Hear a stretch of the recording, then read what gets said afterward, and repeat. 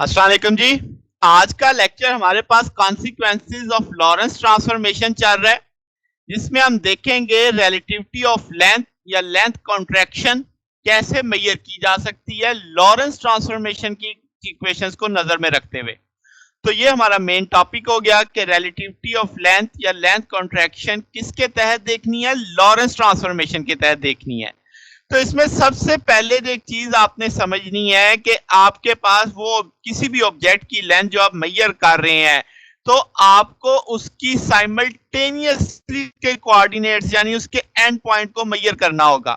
आसान लफ्जों में बात करें कि आपके पास आप एक ऑब्जेक्ट का एक एंड का जो कोऑर्डिनेट है एक दफा मेजर करें और दूसरे एंड का एक दफा दूसरी दफा मेजर करें, यानी डिफरेंट टाइम हो गया ना, तो आपकी रीडिंग सही नहीं आएगी। तो इसका मतलब कि अगर आपको लेंथ किसी मूविंग ऑब्जेक्ट की मेजर करनी है तो आपको इसके हेड और टेल की पोजीशन इकट्ठे मेजर करनी पड़ेगी। ठीक है, अगर आप इकट्ठा मेजर नहीं करते तो आपकी रीडिंग भी सही नहीं आएगी। ये अब आपके पास बेसिक चीज लेके आपने चलनी है कि साइमल्टेनियसली मेजरमेंट करें उसके दोनों एंड्स को, हेड को टेल को। अगर आप एक हेड पहले मेजर कर लेंगे, टेल बाद में मेजर करेंगे, तो लेंथ आपकी सही नहीं आएगी। तो इस बात को जरा समझते हैं। लेट्स से हमारे पास दो इनर्शियल फ्रेम है, एक एस है एक एस प्राइम है। आपको देख सकते हैं ये जिसमें एस और एस प्राइम आपको दिखाई दे रहा है। पहले एस प्राइम फ्रेम को देखें, दिस वन। आपको इसमें एक रॉड दिख रहा है जिसकी लंबाई एल नॉट है, यानी आपने एस प्राइम में जब इसे मेजर किया तो x1 प्राइम x2 प्राइम के तौर पे आ रहा है, यानी आप एक्स एक्सिस के अलोंग सिर्फ देख रहे हैं इस चीज को। और ये पूरे का पूरा इनर्शियल फ्रेम यू वेलोसिटी के साथ चल रहा है, किसके लिहाज से, एस फ्रेम के लिहाज से। ठीक है, अब जो एस प्राइम के अंदर ये जो रॉड ऑब्जर्वर है वो रेस्ट पे है। ठीक है, यानी जो ऑब्जर्वर इस लंबाई को नाप रहा है एल नॉट को, जो एस प्राइम के अंदर ही ऑब्जर्वर है वो रेस्ट पे है। ठीक है, अब आपके पास इसका मतलब जब एक बंदा रेस्ट पे हो और वो कोई लंबाई मेजर कर रहा हो तो उसके लिए जरूरी नहीं है कि वो साइमल्टेनियसली मेजर करे। ये चलती हुई चीज के लिए, मूविंग ऑब्जेक्ट की लेंथ मेजर करने के लिए जरूरी है कि उसके दोनों एंड साइमल्टेनियसली मेजर किए जाएं। तो यहाँ पे यही बात लिखी हुई है कि आप लेंथ ऑफ रॉड मेजर करेंगे इसके एंड ऑफ रॉड। अब जरूरी नहीं है कि आप सेम टाइम पे करें, क्योंकि हमारा ऑब्जर्वर भी रेस्ट पे है, हमारे पास रॉड भी रेस्ट पे है। अब अगर हम एस फ्रेम की बात करें, जो इसे पीछे नजर आ रहा है, ये रिलेटिव मोशन में है ऑब्जर्वर के, यानी जो आपका एस प्राइम है इसके लिहाज से। तो हम कहेंगे जो लेंथ ऑफ रॉड है, अगर आप उसे सही मेजर करना चाहते हैं तो आपको उसकी एंड पोजीशन इकट्ठी मेजर करनी पड़ेगी। अब अगर मैं लिख के समझाऊं, x00t है x200t है, यानी आपके पास उसकी फर्स्ट एंड पोजीशन रॉड की आपने मेजर की।